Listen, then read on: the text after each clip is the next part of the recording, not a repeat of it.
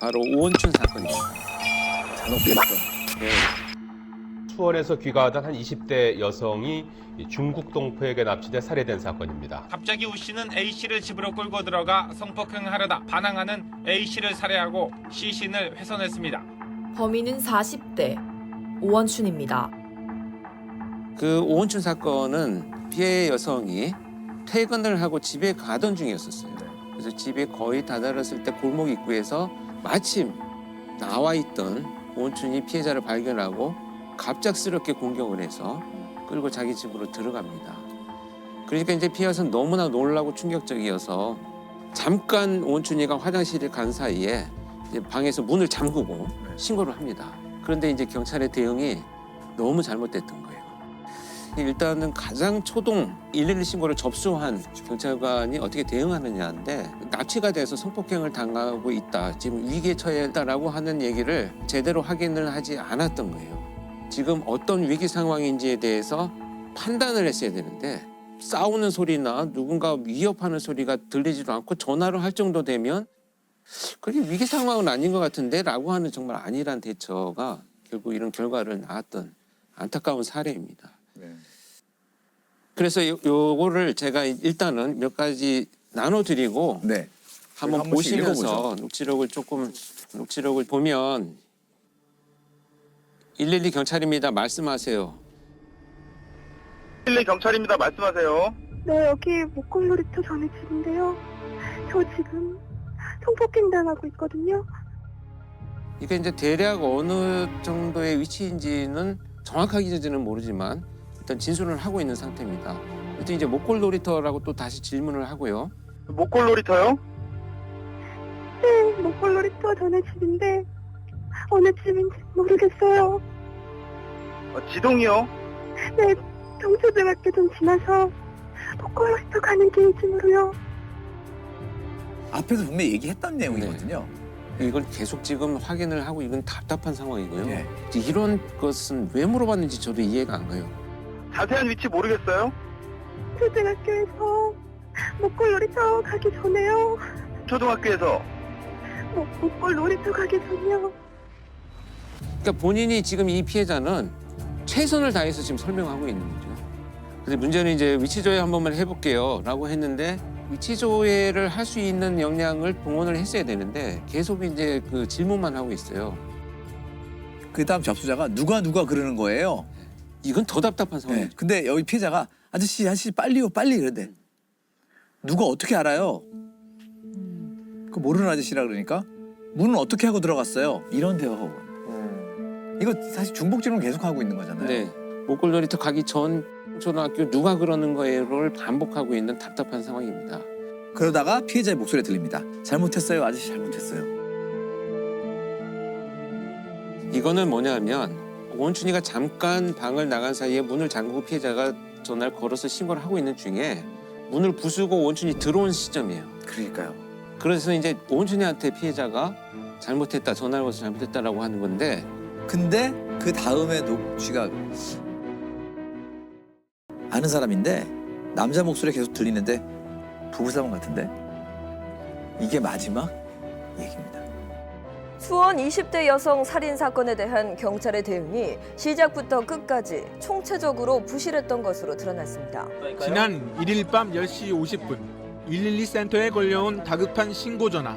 그런데도 112 근무자 20여 명이 6분 넘게 피해 여성의 비명만 듣고 있었고 팀장은 손을 놓고 있었습니다. 더구나 피해자가 정확히 놀이터 전에 집이라고 말했는데도 집 아니라는 지령을 넣지 않아 현장 출동자들은 엉뚱한 곳만 헤맸습니다. 여기서 가장 큰 잘못은 구조 요청이고 위기 상황이라고 하면 어떤 상황인지를 자기가 자기적으로 임의적으로 판단하면 안 됩니다. 물론 자기들이 나중에 변명을 할 때는 집집마다 그렇다고 이 시간에 다 들어가 볼 수는 없지 않느냐라고는 하지만 사실 위기 상황이라고 판단이 되면은 지역 주민들이 뭐 경찰한테 항의하고 욕을 한다고 하더라도 해야죠. 이게 문제는 아니라고 저는 보거든요. 그렇죠.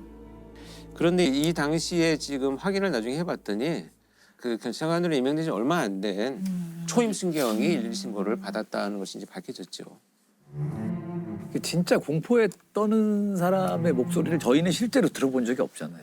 예, 그 사실은 이런 감지 능력이 경험이나 여러 가지로 좀 있어야 되는 분들이 받아야 되는 것 같긴 해요. 네, 당연히 이제 그 112 상황실에 이제 사실 발령이 되려면 충분히 교육도 되고 경험이 있는 사람으로 당연히 했었어야 된다. 이것도 조직적인 문제죠. 개인의 문제라기보다는.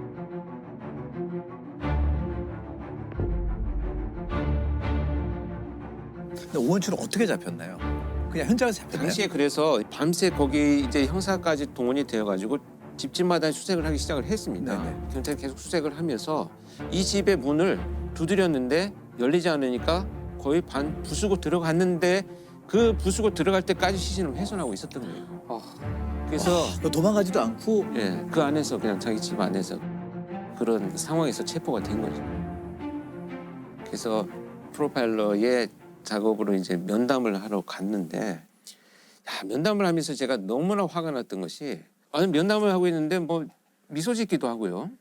또 다리를 이렇게 꼬고 뭐 건들거리기도 하고 이런 모습이 있었어요. 그래서 정말 제가 면담을 한다는 목적은 많은 정보를 얻어내기 위해서 그런 것들을 정말 내가 이렇게 참고 끝까지 들어야 되는데 다리 내려 웃지 마 뭐 이런 어떤 그 이 제재를 하면서 마치 그 형사가 취조하듯이 제가 면담을 했던 이런 기억이 있어요. 너무 화가 나고 못 참겠더라고요. 그러니까 죄의식이나 뭐 어떤 네. 그런 게 하나도 없는 거죠. 없었어요. 근데 대화를 나누고 나서 분석을 한 결과는 사이코패스는 아닌 것으로 저는 일단은 면담의 결과 보고서를 작성을 했어요. 나중에 검사 결과도 20점 정도기 때문에 사이코패스가 높지는 않다는 결과가 나오긴 했습니다만 또 어떻게 그럴 수 있을까요? 그러니까 이게 뭐냐면 어릴 때부터 성장의 배경을 쭉 들어보니까 사회적인 학습을 경험할 기회가 전무했었어요.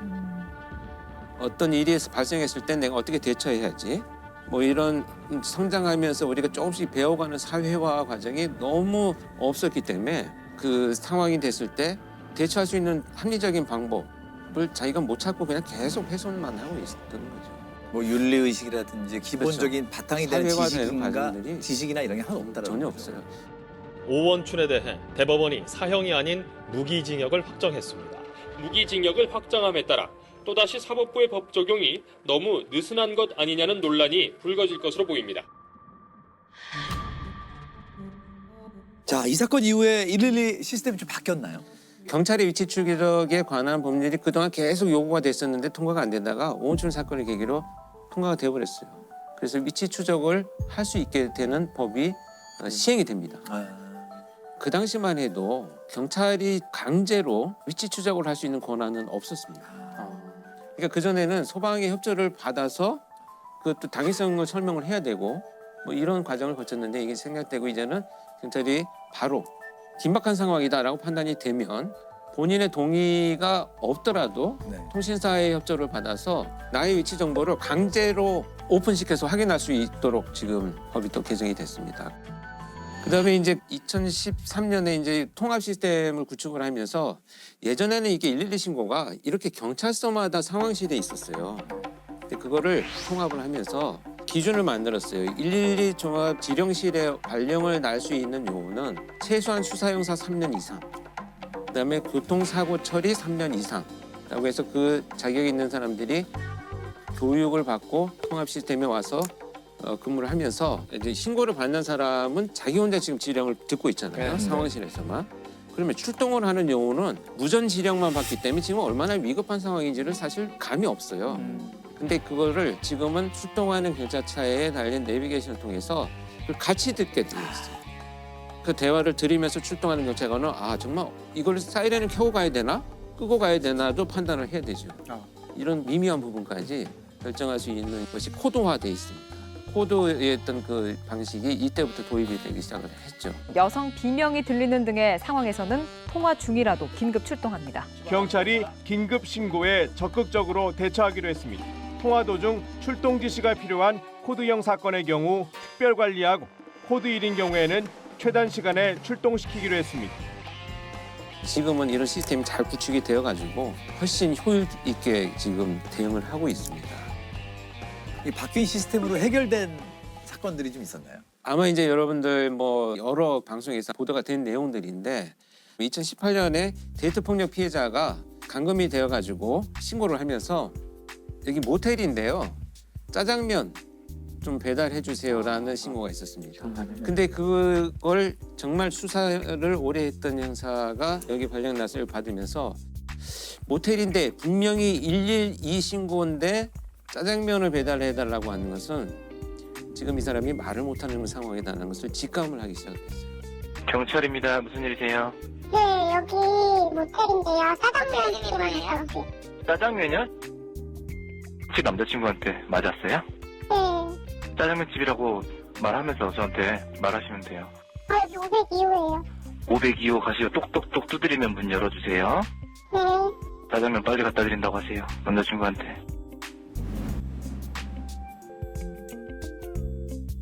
차분히 정말 중국집인 것처럼 대화를 나누면서 그 위치를 확인을 해가지고 현장에 출동을 해서 체포가 된 사건이 있었죠. 이 전에 그런 교육이나 이런 사건들이 없었으면은 이거 그냥 장난 전화로 112에 전화해서 짜장면 갖다 달라는 게 장난 전화라고 우리 생각할 수 있잖아. 신고 접수를 받는 분들이 좀 더 섬세해지고. 그래서 이제 이런 것들이 방송에 나가고 나니까 가정폭력이나 신고를 하기 어려운 분들이 다양하게 좀 위기 상황을 대처하는 것으로 발전을 해 나갑니다. 아까 되게 저희들이 몰랐던 사실 그 문자로 신고할 수 있다는 건 정말 왜냐면 소리를 못 내고 납치당한다거나 하는 분들은 내비게이션 앱이나 이런 거 보면은 우리 좌표를 이렇게 정확히 찍을 수가 있어요. 그렇죠. 예. 그거를 캡처해서 보내면 되잖아요. 메시지로. 네. 그러면 소리 그렇죠. 하나도 없이 신고할 수 네. 있거든요. 그래서 우리 방송이 저는 굉장히 중요하다고 보는 게 저의 아내나 가족들 아이들도 아빠 문자 신고 같아? 이거를 모르고 있어요. 위기 상황이 된다면 꼭 반드시 말을 해야 되는 건 아니다.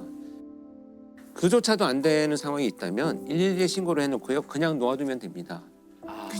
그러면 위치 추적을 해가지고 경찰이 지금 말도 못하는 상황이구나라는 것을 반드시 확인을 하러 출동을 하니까 일단은 신고를 하는 것이 본인을 보호하는 그냥 첫걸음이 되지 않나. 2012년에 나주에서 발생한 고종석 아동 성범죄를 좀 살펴보자. 고종석 사건. 워낙 잔혹한 사건이 되다 보니 범행 동기와 심리적인 특성을 분석을 하라는 이제 지시를 받고 나중에 면담을 했습니다. 그래서 한 2시간 반 정도 직접 만난 사건이기 때문에 훨씬 내용을 좀 잘 알고 있는데요. 2012년 8월 29일 날입니다. 이 고종석이란 자가 피해자 그 A양의 어머니를 동네에서 우연히 만납니다. 그리고 아이들 잘 지내죠라고 인사말을 건네니까 그렇다라고 헤어졌는데 이 고종석은 그 길로 바로 A양의 집으로 향합니다. 자신의 집과 그 이 피해자인 A양의 집은 불과 250m가 떨어져 있는 가까운 거리였었죠. 그러니까 말 그대로 이웃 사람이네요. 바로 이웃 사람입니다. 그리고 평소에도 알고 있었고요. 그래서 새벽 1시 반경에 이 집에 몰래 침입을 해서 마루 끝에서 자고 있는 A양을 이불채 납치를 합니다. 삼촌이야 괜찮아 이런 말을 하면서 130m 떨어진 다리 밑에 가서 성폭행을 자행을 합니다. 그래서 이 범인은 이제 고종석은 범행을 저지르고 나서 아이가 자기를 알아본다는 이유로 목을 졸라서 실신한 것을 보고 사망한 것으로 생각을 하고 방치하고 도주를 합니다. 근데 이날은 굉장히 심한 태풍이 불고 있었을 때고요. 태풍 댐빈의 영향으로 전국 대부분 지역에 지금 비와 함께 강한 바람이 불고 있습니다. 강풍과 함께 최고 150mm 이상의 많은 비를 부리겠습니다. 2012년에 태풍 왔죠. 그 범행이 이루어지던 날 비가 많이 오던 날인데 근데 제가 이거 참 너무 안타까운 얘기인데요. 그래서 이 아이는 그 비바람이 몰아치는 곳에서 11시간 동안 의식을 잃고 있었던 거죠. 그리고 나서 잠이 깨어가지고 의식이 돌아온 상황에서 맨발로 자기 집 쪽으로 30-40m를 걸어가다가 다시 쓰러져서 의식을 잃습니다. 이때 그 비바람이 몰아치던 곳에서 피해를 당한 A양의 나이가 7살이었습니다. 참 말하기가 어렵네요. 사건 정말 실제로 힘든 2시간 동안 또 면담을 하셨기 때문에 머릿속에 너무 많이 떠오르실 것 같아요. 이 사건의 모든 면면들이.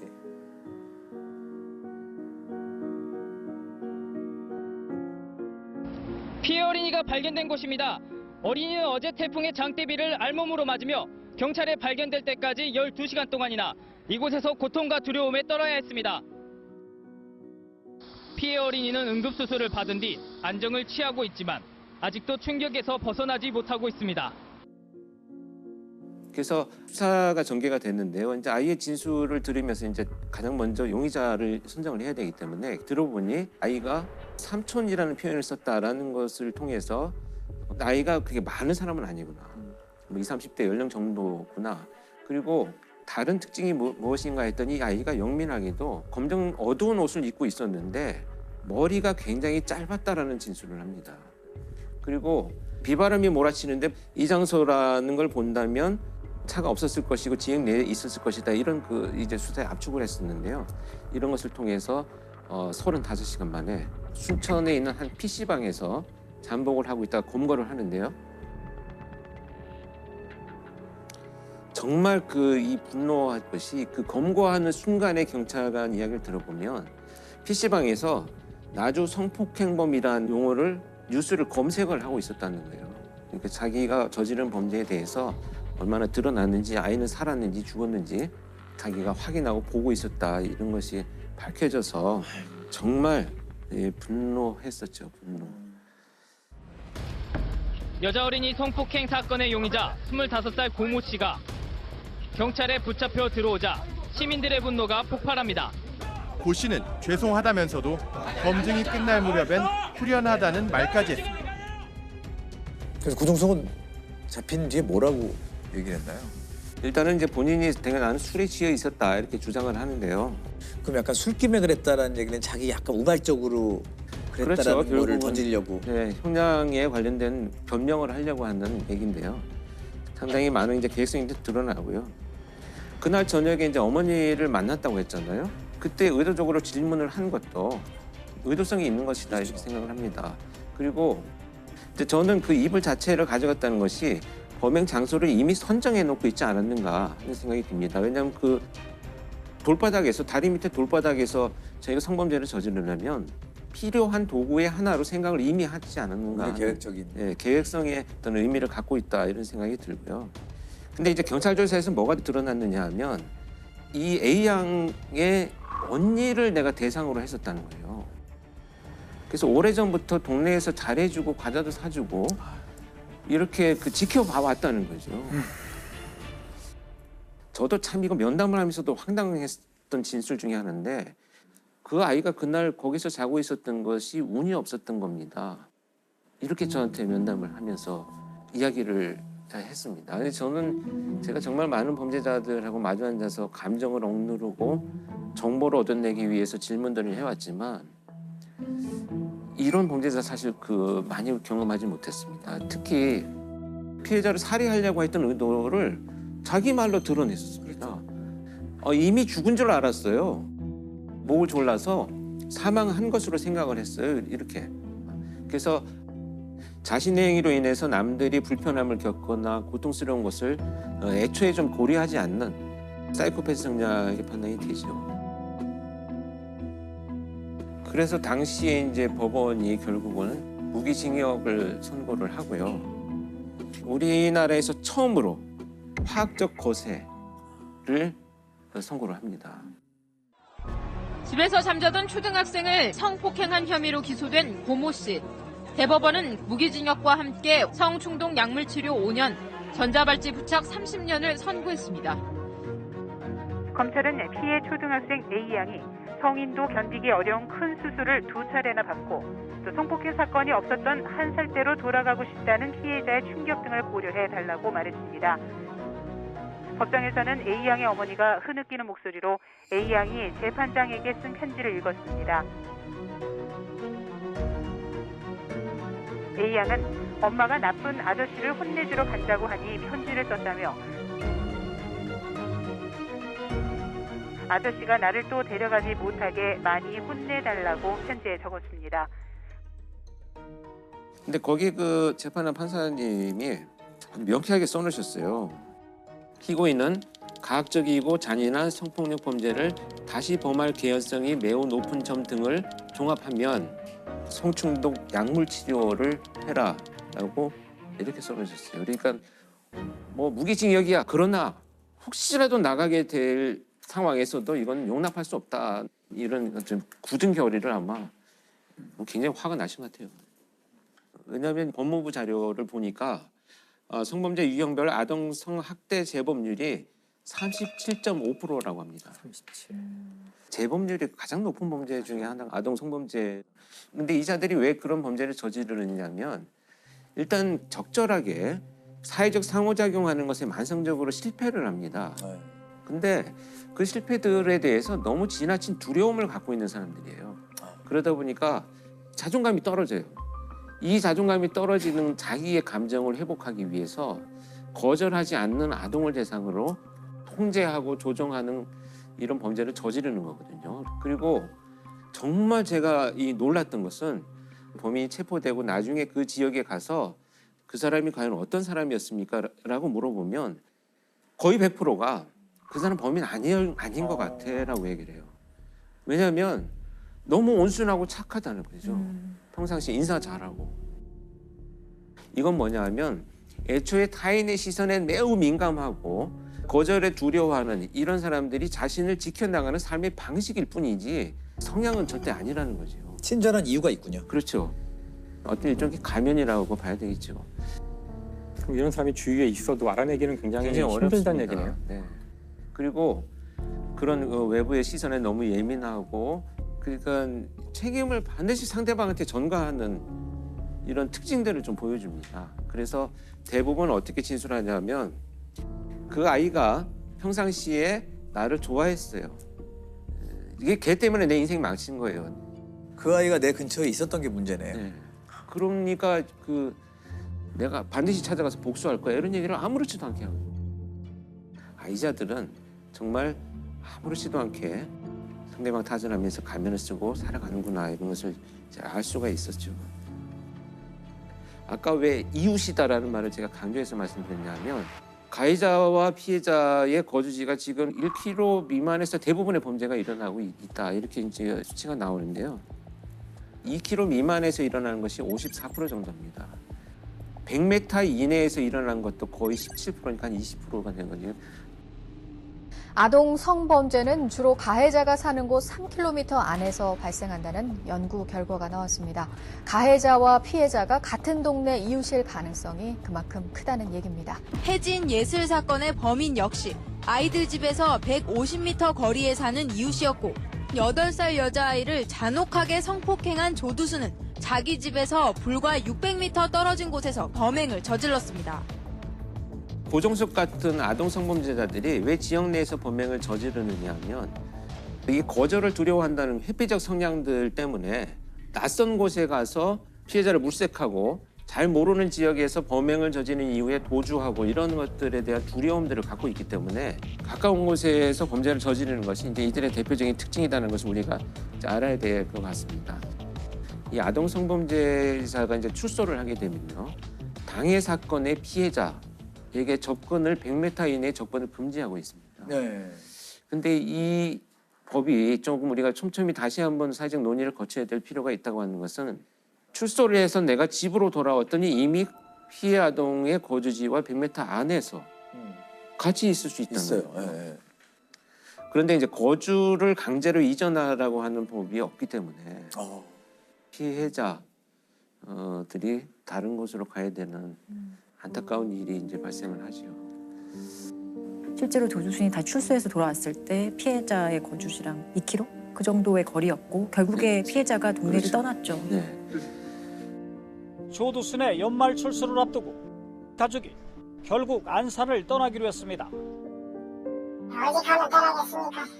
피해자가 떠나야 된다는 상해를 나누기 싫어서 사실 발버둥을 쳤는데 그 아이들도 원치 않고 주변에 같이 살라는 걸 두려워하고 그러니까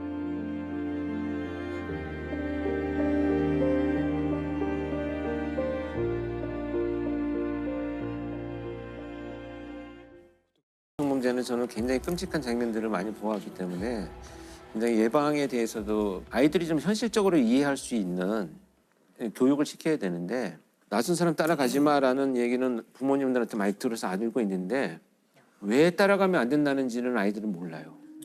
그래서 아동 성범죄자들의 1번이 도움 요청이에요. 물건 좀 들어줄래? 이런 방식으로 이제 도움 요청을 해서 아이들의 도덕심을 유발하고 그래서 따라가지 마 무조건 하지 말고 아이들한테 어른들이 도움 요청하는 경우는 없어. 다른 어른한테 도와달라고 해. 이렇게 가르치는 게 오히려 현실적이다. 저는 이렇게 생각을 하고요. 그리고 지금 통계를 보면요. 대부분 이제 결국은 아동들이 유인되거나 끌려가는 곳들이 다 공원, 놀이터 이런 곳입니다. 아이들이 분명히 있는 곳들에서 많이 이루어지는 범죄들이고요. 발생 장소 주변에 우리 이제 감시망이라는 게 있잖아요. CCTV나 이런 도시 설계 구조를 통해서 위험률은 저는 굉장히 낮출 수 있다고 보거든요. 네, 자제하겠죠. 할 수 있는 최대한의 방법들을 강구해서 발생의 어떤 예방 이런 것을 병행해야만 조금이나 줄어들지 않을까 하는 생각을 합니다.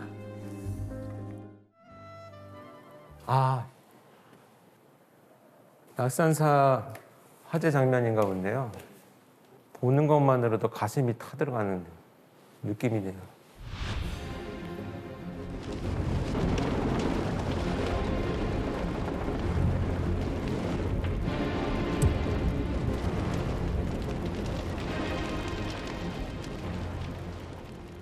너무 실감나게 만들어놨다. 삶의 터전이 다 사라진 거잖아요, 그냥. 자기 삶의 역사가 다 없어지는 것과 같은 거죠, 사실. 저도 현장에 많이 출동을 해봤거든요. 칼꾸리처럼 생긴 그걸로 일단은 잔불 제거를 위해서 막 긁어냅니다. 근데 이럴 때 시신이 만약에 있으면 신체 일부가 이렇게 뜯어져 나오는 경우들이 있어요. 그래서 소방관들께서 너무 충격을 받아갖고 트라우마가 있어서 정신과 치료를 받는 분들이 굉장히 많다고 이렇게 얘기합니다. 보는 것만으로도 사실 굉장히 끔찍하죠. 그래서 아주 위험한 것이 이제 결국 불이죠. 방화를 저질러서 증거를 인멸한 사건을 하는 경우가 많아요. 그런데 이 사건은 방화가 범행 도구로까지 진화한 불을 질러서 살인의 도구로 사용한 범죄입니다. 방화로 살인을 저지른 방화살인이에요. 양양에서 2014년에 있었던 사건인데 강원도 양양주택에서 불이 나 일가족 4명이 목숨을 잃었습니다. 이웃집 여자가 돈 때문에 저지른 범행인 것으로 드러났습니다. 경찰은 이 씨가 피해자들에게 수면제를 먹인 뒤 불을 지른 것으로 보고 있습니다. 이 가해자와 피해자는 학부모 관계로 두 분이 만납니다. 같은 동네 사는 친한 언니 동생 사이였는데 채무관계 때문에 사이가 나빠져요. 가해자가 빚독촉을 받으니까 범행을 계획하게 됩니다. 친하니까 이제 자연스럽게 들어가고 수면제를 먹이고 여기저기 불을 질렀어요. 아이들과 이 어머니는 사망한 거죠.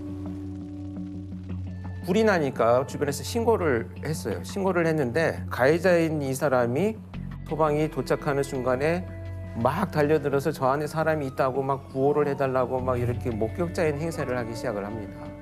소름 끼친다. 그래서 사실은 이제 수사가 이제 어려워지고 그런 이제 배경이 되었는데 수사를 진행하다 보니까 목격자 행세를 했던 이 여성이 동네 사람들한테 이상한 소문을 내기 시작을 해요. 저 사람이 나한테 돈을 빌려갔는데 갚지 않고 스스로 비관을 해서 자녀들을 죽이고 자기가 죽은 거다. 막 이런 이상한 소문을 퍼뜨리기 시작을 해요. 경찰이 화재가 다 진압되고 나서 다시 한번 집을 수색하자라고 하는 과정에 신발장 안에서 이 돌아가신 분이 자기한테 돈을 빌려간 게 아니고 이 사람이 돈을 빌려간 차용증이 발견된 거예요. 그것이 발견되면서 이제 반전이 일어나죠.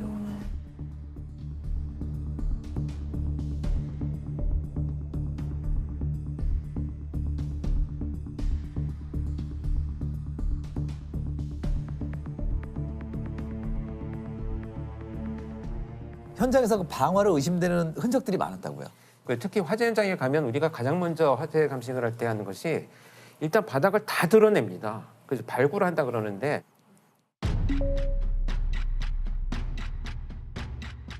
정말 삭하고 호미 이런 걸 갖고 와가지고 싹 다 드러내요.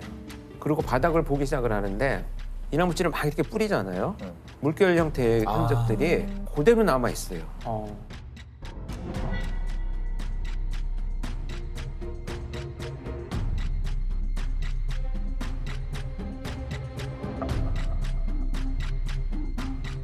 이 현장에서는 몇 군데의 발화원이 있었어요. 몇 군데에서 불이 질러졌다라고 하는 얘기인데 전기 누전, 배선, 가스 이런 부분들은 아무 이상이 없었어요. 많은 경우에 사실 자연적으로 일어나는 그런 거는 주로 전기 합선이 가장 많거든요. 전기 합선으로 이제 불이 일어났을 땐 단락흔이라고 하더라고요. 단락흔이란 거는 이제 합선 같은 걸로 아주 높은 온도의 그 발화가 시작된 거예요. 보통 2, 3,000도 가까운 온도가 된대요. 구리 녹는 점이 1,000도거든요. 그러면은 그 구리 선이니까 구리가 녹아서 완전히 구형 상태가 돼요. 그랬다가 굳어요.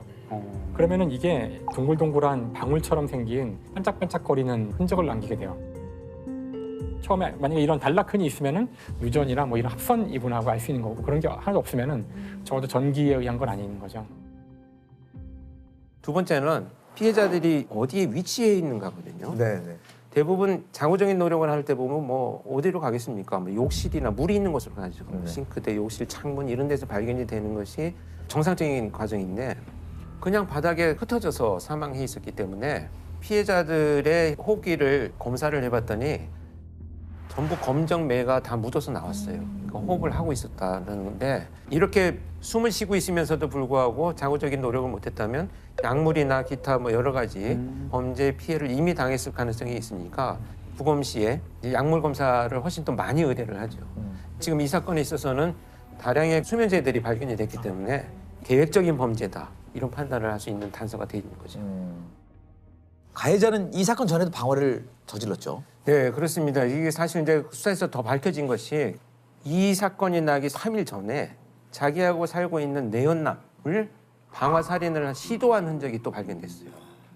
지난달 강원도 양양에서 방화로 일가족 4명을 숨지게 한 40대 여성이 같은 수법으로 자신의 내연남도 살해하려 한 것으로 드러났습니다.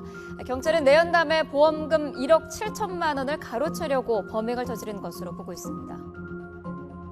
근데 이 불을 이용했다라고 하는 것은 어떤 그 심리적인 성향과 아주 깊은 관련이 있다고 봐요. 그래서 가해자 같은 경우에도 방화로 평상시에 스트레스를 풀어왔던 것으로 보여져요.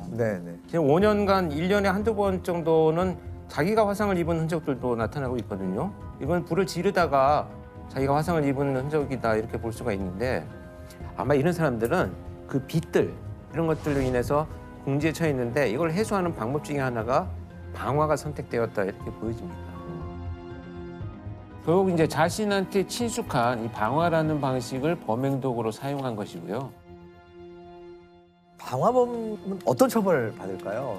방화범은 일단 태운 대상이 무엇이냐에 따라서 죄명이 많이 달라져요. 대표적인 게 현주 건조물 방화죄라고 사람이 지금 살고 있는 건조물 또는 주거를 위해서 사용되는 뭐 선박, 기차까지 다 포함을 해서 이런 것들을 이제 태웠을 때 현주 건조물 방화죄가 되고요. 사람을 상해하게 이르거나 또는 사망하게 되는 결과까지 나오게 된다면 이것도 일반 살인죄보다 법정형 자체가 더 높아요. 사형 무기징역 또는 7년 이상의 징역이기 때문에 상당히 높게 처벌하고 있어요. 이미 형법으로도. 결국 양형은 어떻게 받았나요? 그래서 결국은 이제 사형이 구형이 되고 무기징역으로 선고가 났죠. 그래서 그만큼 위험성이 있고 계획적인 범죄다는 것을 법정에서도 인정한 사건이 되겠습니다. 양양 일가족 방화 사건이 방화가 범행 도구로 진화한 이런 형태라면 서울 서남부 연쇄살인 사건으로 알려져 있는 정남규 사건인데 방화가 성범죄와 살인으로 진화하는 경우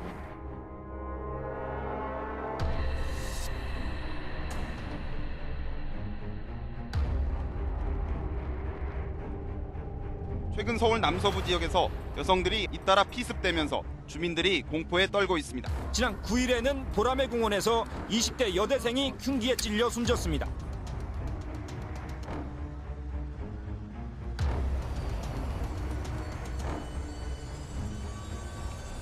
노상에서 하던 범죄가 어느 정도의 휴지기를 거치고 나서 다시 나타났을 때는 훨씬 더 진화해서 침입과 방화가 함께 벌어지는. 그래서 그 이후 사건에서는 거의 대부분 이제 방화가 이루어졌고요. 서울 봉천동 주택에서 불이 났습니다. 범인은 둔기를 휘두른 뒤 불을 지른 것으로 추정하고 있습니다. 남매 3명이 주택 화재로 숨졌습니다. 경찰은 방화 가능성에 무게를 두고 범인은 자매의 머리 부분만 집중적으로 폭행한 뒤 불을 지르고 달아났습니다. 사실 저희가 다 투입되었던 유영철, 정남규, 강호순을 보면 방화 범죄가 다 있어요.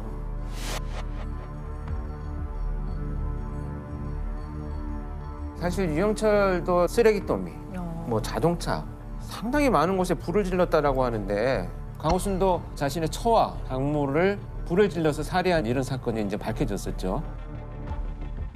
어쨌든 연쇄살인범한테 공통적으로 나타나는 특징이다 이렇게 나타나고 있습니다.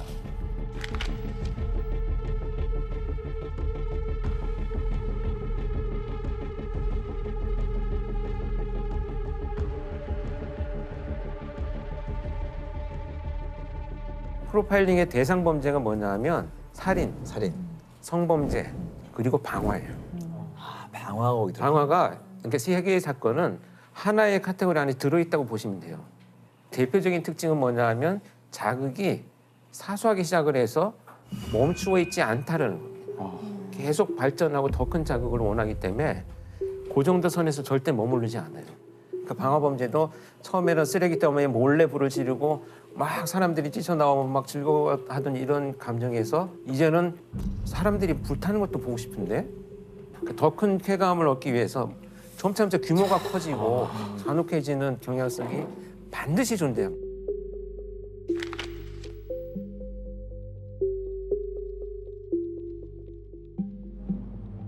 마약 중독과 같아요. 이건 중독 범죄랑 비슷하거든요. 작게 시작한 약물이 점차 내성이 생기면서 약물이 양이 늘어나고 횟수가 늘어나는 것처럼 똑같아요. 이 세 가지 범죄는. 정남규도 역시 마찬가지입니다. 길거리에서 따라가서 막 공격하고 찌르고 이런 범죄를 저지르다가 이거 갖고는 이제 안 되겠는데? 그래서 침입을 하기 시작을 해요. 왜냐하면 그래서 장악을 해서 성범죄를 저지르고 내가 살해하고 가면 되겠구나. 그게 점차 더 자극이 발전하다 보니까 불을 질러서 온 일가족을 다 살해하겠다. 이걸로 이제 발전하기 시작을 하는 거죠. 그 정남규의 방화 현장 가보신 건가요? 네. 제가 정남규 연쇄살인 사건 그 방화 사건 현장에 다 제가 나가봤는데 불을 도주로에다만 질러요. 큰 창문이나 출입문 이런 곳에 다 불을 질러서 결국은 일가족이 다 사망한 케이스가 빠져나가게. 심지어 제가 정말 충격적이었던 것은 빠져나오지 못하도록 젓가락을 구부려 가지고 문고리에 이렇게 걸어놓고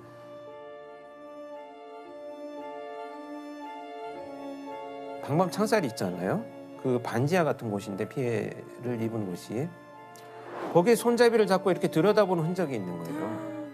그래서 제가 그 방범 창살에 먼지가 가득한데 두 줄의 손잡이가 딱 있는 거예요. 물론 장갑 자국이긴 했지만 그래서 야 이걸 정말 불을 질러놓고 그 안에서 피해자가 고통스럽게 그 죽어가는 모습을 얼마나 이놈이 바라봤겠느냐라는 생각을 할 때는 막 그 끓어오르는 분노가 참을 수가 없을 정도였죠. 그래서 프로파일링 보고서를 결국 만들어서 수사팀에 브리핑을 했는데 범인의 족적이 장은박으로 이어지고 또 여성과 아동이 있는 방만 집중됐다라는 것에서 이 소심한 공격성을 지닌 자라고 분석을 했고요. 평상시에 자기 의사표현이 미숙하고 자아 정체성이나 자기 효능감이 굉장히 떨어져 있고 이런 사람일수록 자기가 지배하는 상황이 됐을 때 공격성을 훨씬 드러내면서 오랫동안 피해자를 공격할 수 있다. 그런 점에 착안을 해서 탐문을 할 때도 실제 범죄자는 반대적 성향을 갖고 있을 것이다라는 것을 수사팀에 제안을 했었었죠.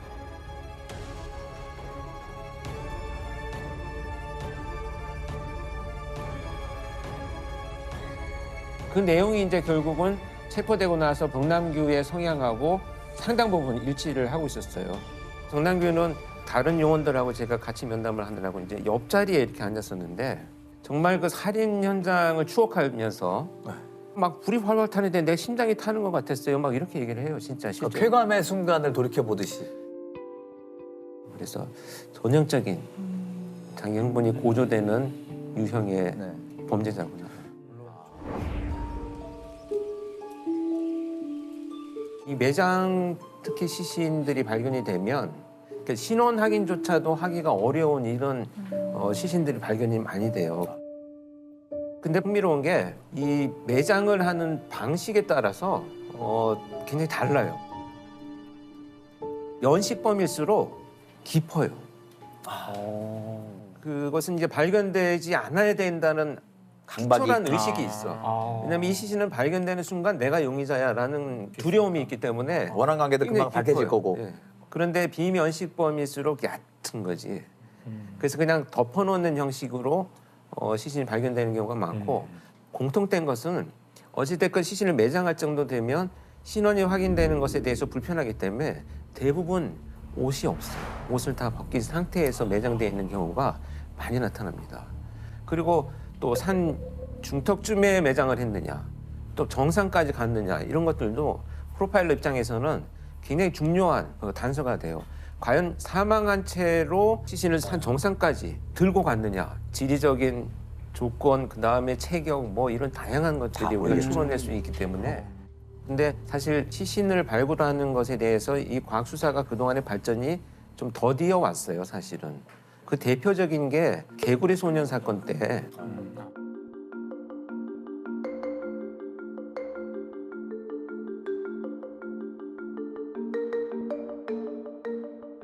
외국 같은 경우에는 바디팜이라 그래서 시신이 이렇게 부패되어오는 과정들을 연구할 수 있는 시스템이 잘 돼 있었거든요. 기증받은 시신을 다양하게 해놔요. 그러니까 뭐 반쯤 매장을 해놓고 반은 나오게 해놓는다든지 햇볕 쪽에만 있게 해놓는다든지 다양한 환경에서 시신을 놓아두고 카메라로 시신이 부패되는 과정을 전 과정을 다 녹화를 해요. 그래서 어떤 산에서 살인 사건이 발생하고 시신이 발견됐다 그러면 그 데이터를 적용해서 아 이건 얼마나 됐고 나이는 얼마나 됐으며 인종은 어떤 인종일 거야. 이것을 빨리 찾는 데이터로 활용을 하거든요. 그리고 그게 저희 생각에는 거기에 누가 시체를 이렇게 기증할까? 이런 생각을 하실 수도 있잖아요.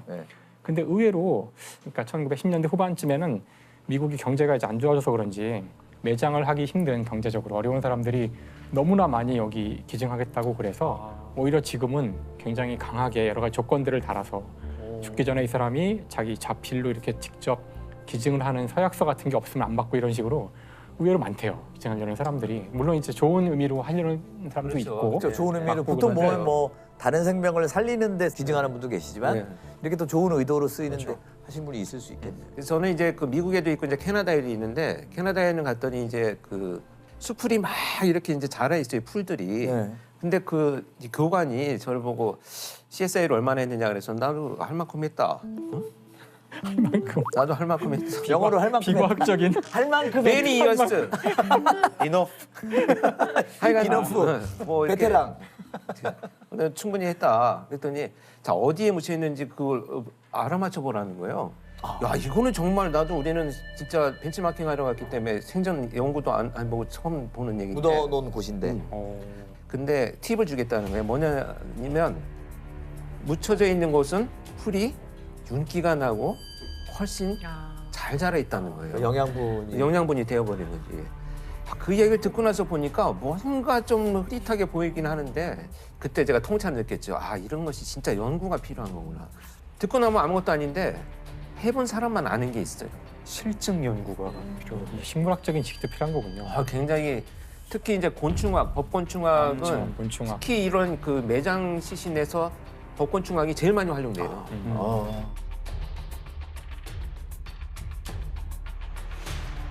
자, 어떤 곤충의 알이 발견됐다. 이 알들은 자라오는 기간이 우리가 다 데이터가 있잖아요. 그렇네요. 그러면 아 역시 버려진 지가 얼마나 됐을 거야. 그때부터 추적을 해서 사건을 수사해 나가는 거죠. 뼈에서는 일단 중요한 숫자가 또 우리 김상욱 쌤의 그림이 또 나왔습니다. 206? 206. 206이라는 숫자가 이제 뼈에서 중요한 숫자인데 이렇게 숫자가 다 붙는구나. 일단 이 두개골이 29개의 뼈가 있다 그러고요. 그다음에 이제 이 척추부터 쭉 여기 몸통, 그다음에 갈비까지 해서 이게 51개의 뼈가 있고 오른팔, 왼팔이 각각 32개씩, 그다음에 오른다리, 왼다리가 또 31개씩. 이걸 다 더하면은 이것이 206이 돼요. 여기 이 각각에 대한 수많은 정보들을 우리가 다 알고 있으니까요. 그래서 이제 이걸 가지고 우리가 많은 것들을 유추할 수 있는데, 이게 지금 206이라는 숫자는 성인이고요. 아이들은 300개에 달해요. 이것들이 자라면서 붙는 거죠. 탁탁탁 붙어서 이제 여기가 헐렁헐렁하다가 딱딱딱딱 붙고 이런 식이 되는데, 그 부분이 얼마나 자랐는지를 보면은 이 사람이 지금 10대, 15세인지 10대 후반인지 10대 전반인지 이걸 다 알 수 있고요. 남자의 경우는 이 두개골이 여성보다 더 두껍대요. 보면은 바로 남성인지 여성인지 알 수 있고, 골반뼈를 보면 골반은 또 거꾸로 이제 여성이 더 크고 두껍고 골반의 구멍도 훨씬 크고, 그래서 이제 이쪽에 한 부분이 나오면은 남성 여성인지 파악할 수 있는 거죠. 뼈로 알 수 있구나. 네, 그리고 여기 대퇴골인가요? 이 다리도 여기가 하나인데요, 뼈가. 이거 곱하기 3.9가 키래요. 그래서 이제 여기가 나오면은 이제 다른 데가 없어도 키를 알 수 있고. 현장에서 과학 수사가 큰 역할을 했던 사건을 한번 소개를 드릴 텐데, 이 대전 파남동 한 아파트에서 발생한 사건입니다. 특히 이 사건은요, 배심원들이 3일 동안 참여했던 사건이에요. 그래서 제가 그 전문가 증인으로까지 출석을 했던 그런 사건입니다. 고개가 갸우뚱거릴 내용입니다. 제가 한번 그려볼게요. 한 아파트입니다. 이거 위에서 내려다본 건데, 작은 아파트. 자, 집주인은 A, 이웃은 B, 신고자는 C로 칭할게요. A의 집이에요. B와 C가 저녁 8시 30분에 들어왔는데 10시 반경에 C가 밖으로 나가게 됩니다. 1시 반에 돌아온 이 C는 피를 흘리고 쓰러져서 2명이 있다 그러면 신고를 합니다. 둘이 싸워서 하나는 죽고 하나는 굴러다니고 있다.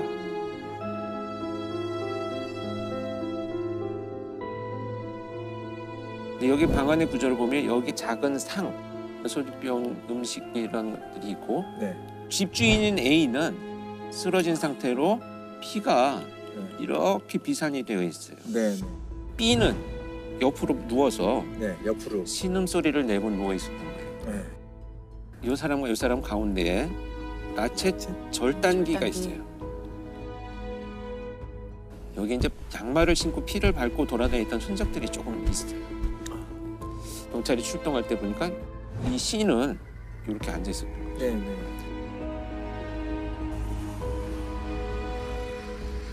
1시 반에 다시 왔다고요? 미심쩍이 몇 개 있네요. C가 범인인 거는 아닌.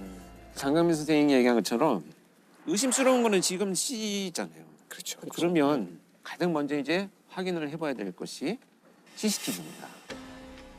CCTV 조사를 해봤더니 다른 이동을 한 사람이 없고, C가 처음에 같이 들어갔을 때는 흰 모자를 쓰고 들어갔는데 10시 반에 이 사람이 혼자 나갔거든요. 1시 반에 들어와요. 그런데 모자가 없어요.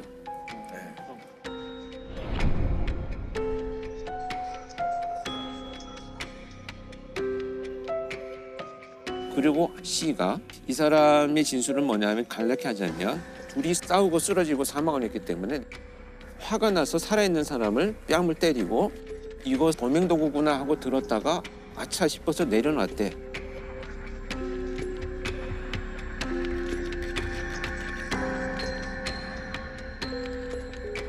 지문도 묻어 있고, 지문이 묻어 있고, 이 사람의 피도 다 묻어 있고, 그러니까 모든 진술이 직접 증거인데 직접 증거로 쓰기 어려운 증거가 돼버렸어요. 근데 이 정도로만 했는데도 자백을 하지 않으면 증명이 하기 힘들다라는 거죠. 왜냐하면 이 사람 지금 계획적인지 아주 뭐 비상한 사람인지는 전 모르겠지만 다 피해가는 거거든요. 모든 정황이 사실 정말 의심스럽긴 하지만 저 사람의 유죄의 어떤 직접적인 증거는 조금 부재한 상황이라고 보여지거든요. 더군다나 어떤 일이 또 발생을 했냐면, 이 사람이 살아 있었어요. 그래서 구조가 됐는데 형사가 데리고 와서 이 사람이 당신을 때린 거냐라고 물어봤더니 잘 모르겠습니다. 잘 모르겠습니다. 그냥 사망을 해버렸어요. 그랬더니 이제 골치 아파지기 미궁으로 빠지네요. 거기서. 자, 그래서 두 번째, 그렇다면 무슨 일이 있었는지를 정말 과학적으로 밝혀보자. 그래서 여기서 동원된 것이 혈흔 형태 분석입니다.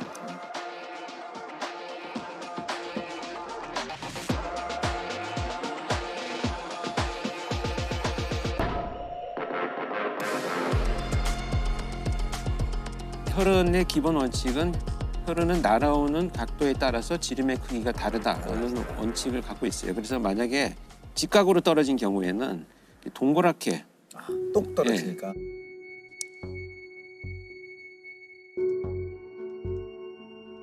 여러 개의 핏방울이 있잖아요. 그 핏방울들의 각도를 다 모아보면 어디에서 공격이 시작됐나라는 것을 알 수가 있는 거죠. 그리고 이렇게 비스듬히 날아온 혈흔들은 꼬리가 생겨요. 이건 진행 방향을 표현합니다. 공격 도구가 예기인지 둔기인지를 구분할 수도 있어요. 왜냐하면 예기를 찔렀을 때는 핏방울이 가늘어요. 근데 둔기로 공격했다 그러면 핏방울이 두꺼워.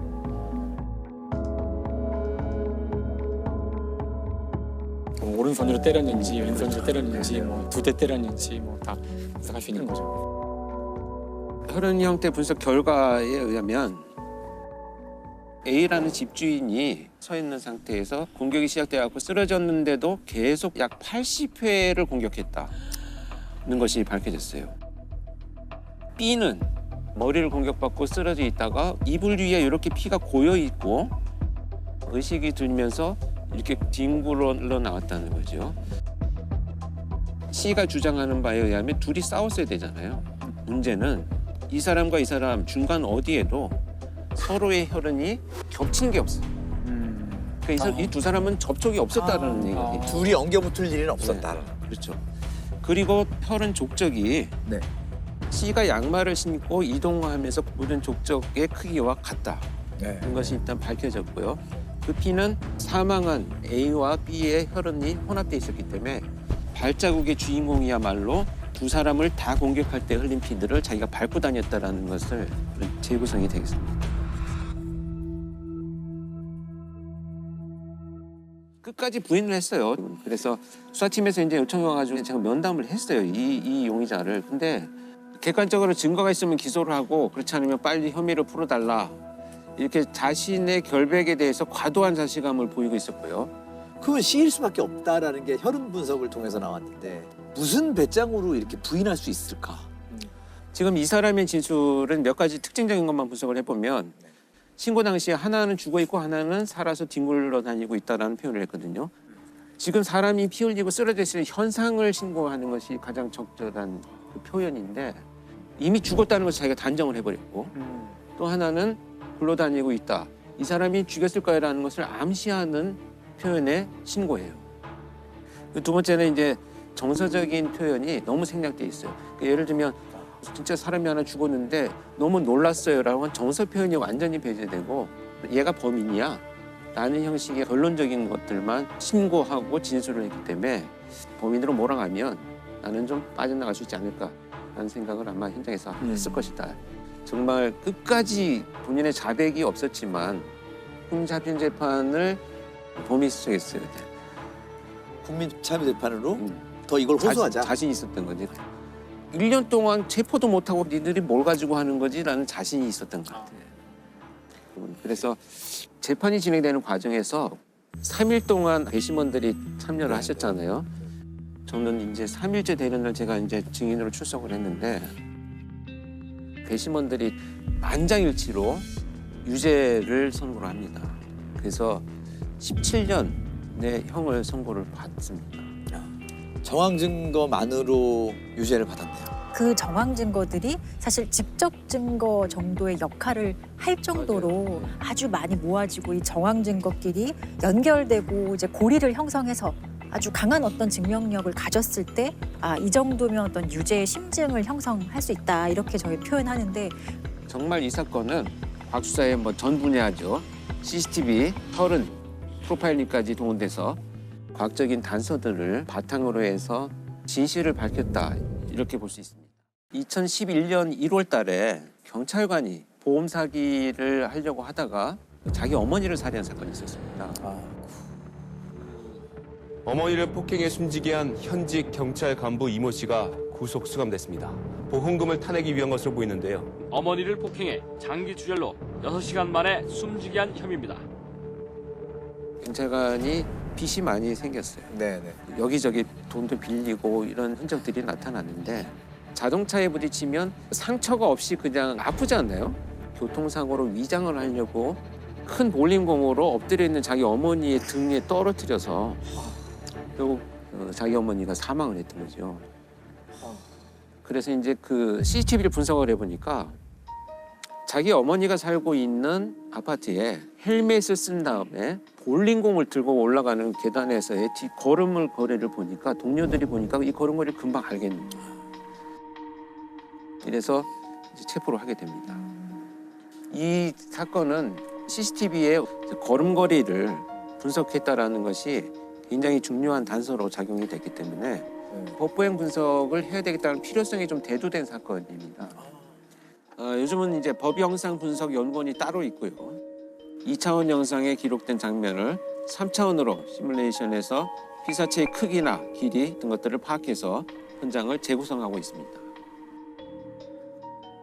자백을 그래서 결국 했나요? 끝까지 부인을 했어요. 그래서 제가 투입이 됐는데 사실 제일 힘든 건 사이코패스들의 범죄를 자백받는 게 아니에요. 신문 기법에 대한 교육을 받은 실무자가 사실 제일 힘들어요. 특히 이자 같은 경우에는 제가 수사연수원에 교수로 근무를 할 때 신문기법 과정에 교육을 들어와서 교육을 다 받고 간 사람이에요. 교수님 수업을 들었다? 네, 수업 다 들었어요. 교수님의 제자였던 건가요? 그러니까 이런 사람을 대상으로 뭔가를 한다는 것은 내 카드를 쉽게 말하면 다 보여주고 게임을 하자는 것과 마찬가지 상황이 된 거죠. 막막한 심정으로 현장에 이제 투입이 됐는데 제가 들어갔더니 아니나 다를까 결국 오셨군요 이렇게 얘기를 하더라고요. 그런데 너 집에서부터 수갑을 차고 왔느냐 여기서 수갑을 찼느냐 하고 질문을 했더니 아이들을 한 번씩 안아주고 여기 와서 내가 체포됐다 이렇게 얘기를 합니다. 그래서 그 순간 제가 그래 바로 이거다. 뚫고 들어갈 만한 심리적인 구멍은 여기구나 라는 생각을 해서 네 머릿속에는 법정에서 이미 빠져나갈 구멍을 너는 머릿속에서 엄청나게 생각을 하고 있을 것이다. 그런데 너는 어머니를 살해한 죄로 지금 체포가 된 거다. 그렇다면 어머니를 살해한 우리 형, 할머니를 살해한 우리 아빠 이렇게 가족들이 네가 그런 법정에서의 투쟁을 해나가는 것을 이해하고 도와주려면 그러기 전에 먼저 그 사람들을 설득하고 가는 것이 나도 마지막에 배려다. 제안이자 배려다. 라고 이렇게만 얘기했어요. 너 자백하든지 말든지 난 관심 없다. 그랬더니 이제 고민을 합니다.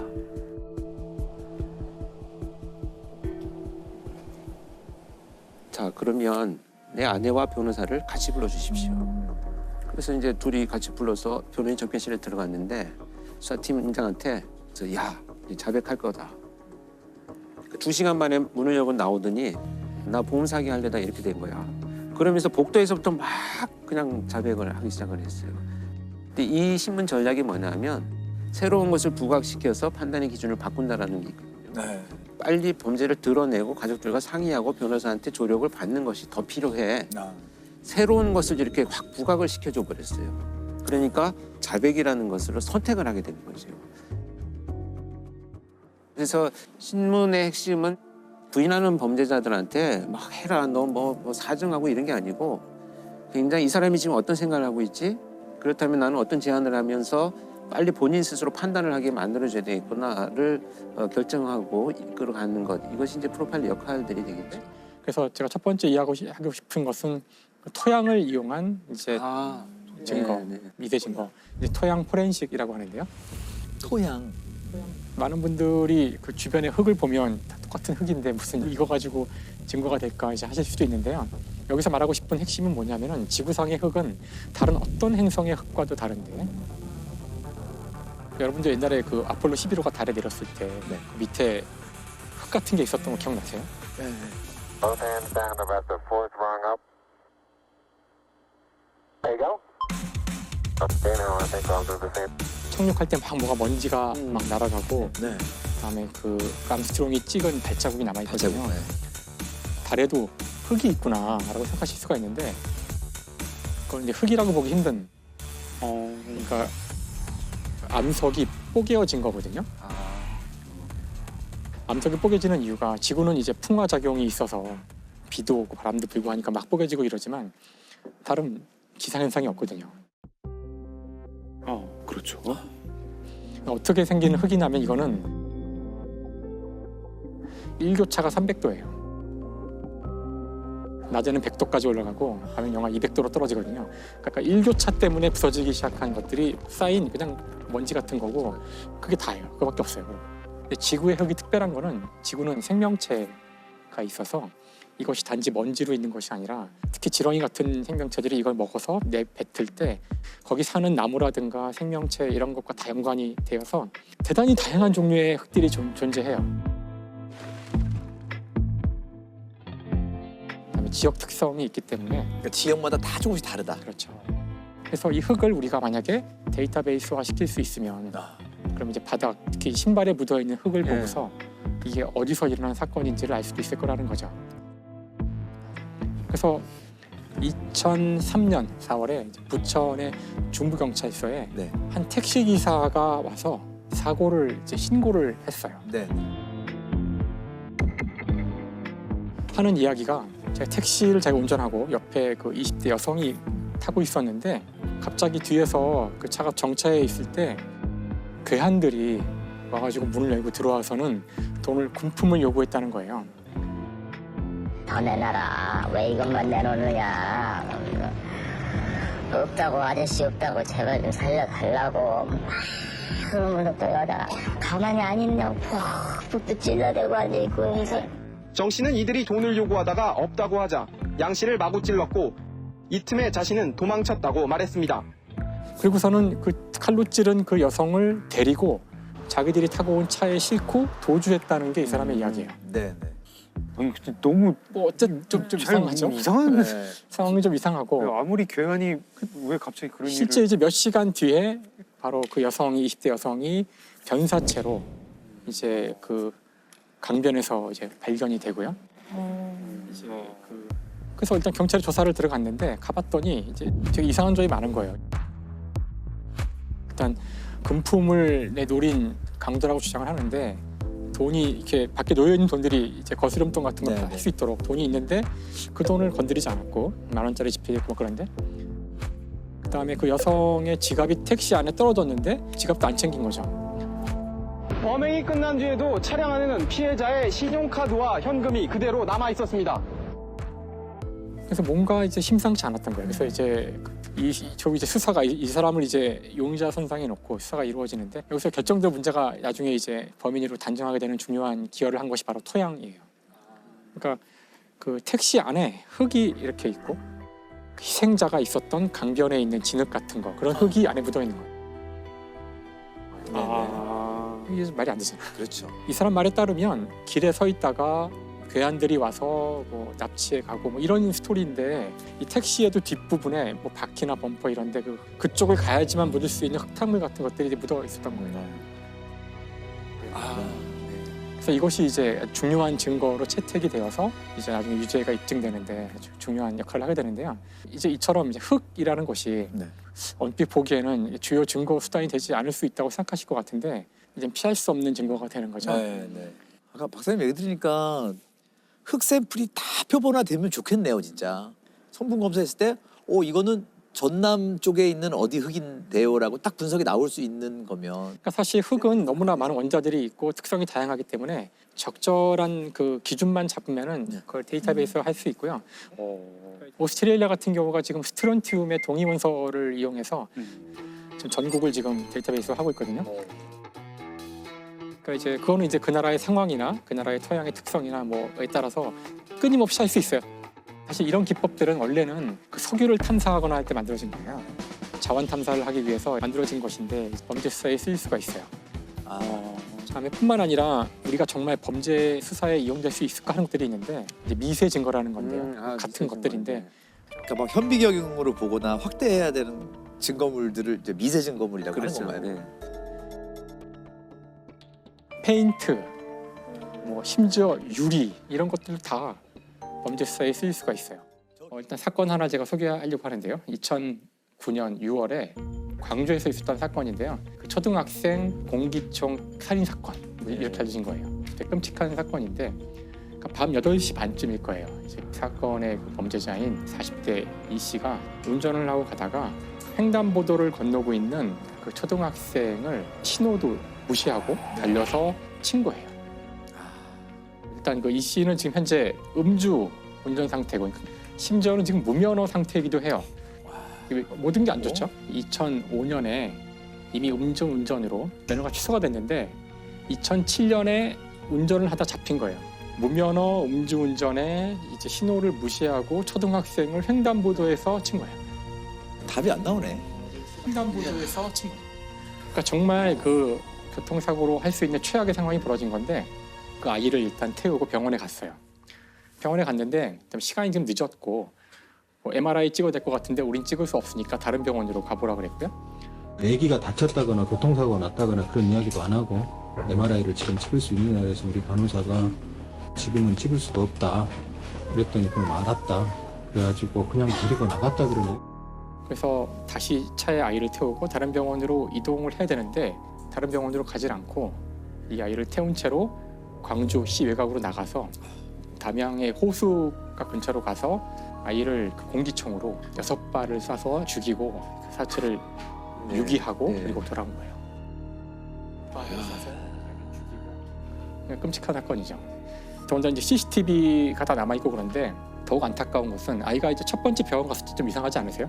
아이가 위태했다면 다시 다른 병원으로 가라고 하지 않았을 거 아니에요. 그 화면을 보면 이제 아이가 걸어가요 이렇게.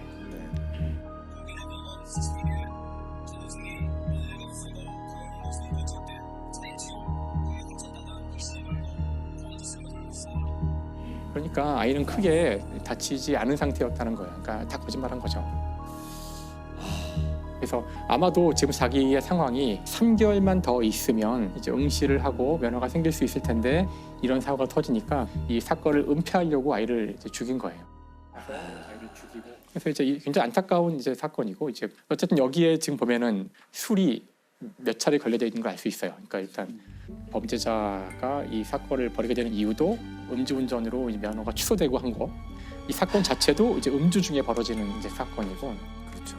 그래서 이렇게 끔찍한 사고를 보면서 마시지 말아야 되는 거죠. 그런 상황까지는. 그래서 그거를 인지하고 마셨다고도 볼 수 있기 때문에 오히려 사고를 저지른 사람이 죄를 조금이라도 더는 데는 전혀 기여하는 바가 없다고 생각합니다. 이 사람은 술이 아니었어도 굉장히 나쁜 사람인 것 같아요. 그렇죠. 맞아요. 사실. 그래서 이게 사실 양형이 되게 궁금해요. 술을 마셨던 것이 이 사람의 판정이 어떻게? 살인 및 사체 유기 혐의로 해서 무기징역을 선고받게 되는데 사체 유기로 무기징역이 나왔으니까 술을 별로 고려하지 않은 것 같은데요. 그렇죠. 그 실제 요즘도 주치감경에 대해서는 진짜 비판 여론도 많고 많죠. 실제로 생각하시는 것만 그렇게 주치감경 잘 안 돼요 요즘에. 예. 오히려 자기가 술을 마시면 이런 행동을 할 수 있다는 걸 예견하고 술을 마신 거에 대해서 더 책임을 가중해야 되는 거예요 실제로는. 그리고 주치감경 막 이제는 그런 사례가 사실 많지 않아요. 거의 이제 고의로 이필적 그렇죠. 고의로 예, 인정을 맞아요. 하죠. 그러니까 근 몇 년 만에 많이 분위기도 바뀐 거예요. 맞아요. 네.